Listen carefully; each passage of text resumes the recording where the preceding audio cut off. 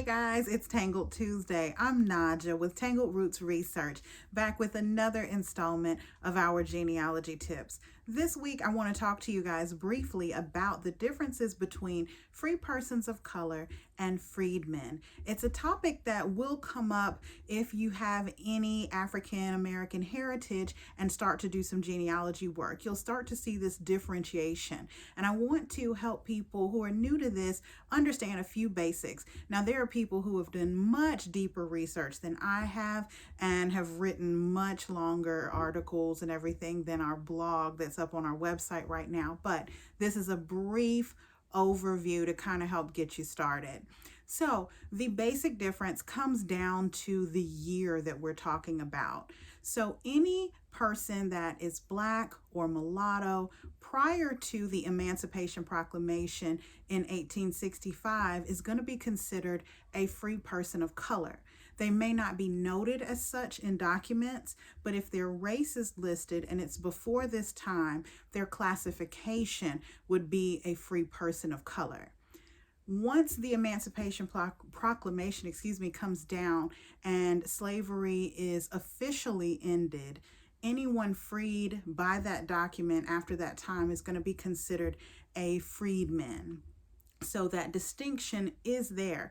Keep in mind, though, that some states did end slavery. A lot of northern states, especially, ended slavery prior to this date. So even though those people were freed from slavery, they would be considered free persons of color.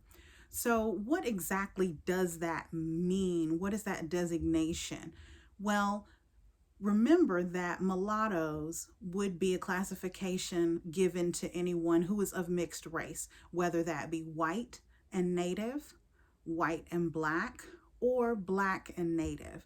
So there's a number of different ways that someone may be classified as mulatto, and those people would be considered free persons of color as well. So sometimes I see people connect themselves with the heritage of the free persons of color that they find in their lineage, which is a great find, but it does not mean that there's not also a history of slavery on that same family line. Understand that a lot of times those free people of color have a history of slavery. They were simply freed prior to 1865. Now, in some cases, if the free person of color in your family line is of white and native origin, they may have been an indentured servant or just limited in their social class, but not truly have been enslaved. That is a possibility. But for most people, when you find a free person of color, there is still a history of slavery there because they were freed from something. And usually that is from chattel slavery as we know it. So do keep that in mind when you're doing your research, that the classification of a freedman versus a free person of color really comes down to when that person was freed. Now, once that first person is freed from slavery, their descendants would be considered free people of color on through the generations. So after 1865, even though there was a history of slavery, if that family was free prior to that point, they would be considered free people of color. So do keep that in mind. Now, a child born to a woman who was a slave, regardless of the status of his father, was considered a slave. A child born to a free woman, especially a free white woman, even if that father was enslaved, that child would be considered free. So he may be of mixed race, he or she may be of mixed race, but have a father that was enslaved. If the mother is a free white person, even if that person is an indentured servant, if the mother is free, the child is free. If the mother was enslaved, the child was considered enslaved as well. So just a few differentiations to consider there.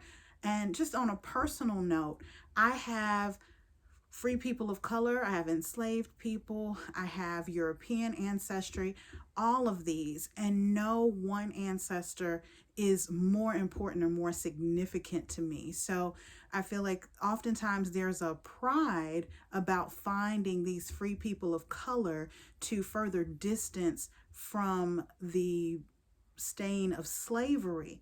But in reality, all of your ancestors' input is equal when it comes to making up who you are. Everyone at the same level. You know, you have 4 grandparents, 8 great grands, and 16 double great grands. One of those 16 is not more significant than the other. Each one played a role in your being here. Their story, their struggles may be different, but all of their existence was necessary for you to be here, for you to be even able to do this research. So even though I have found a number of free people of color, I've also found a number of people that were enslaved. And I'm going to continue to do my research. At Tangled Roots Research, we're always searching. That's our tagline on all of our emails and most of our blog posts. We're always searching. It's what we do, it's who we are. If you want us to help you, please get in contact with us. We're on Facebook and Instagram at Tangled Roots Research, and our website is tangledrootsresearch.com. We'll see you guys next week where we continue this topic a little bit and talking about Black enslavers. So come back for that. See you next week. Bye.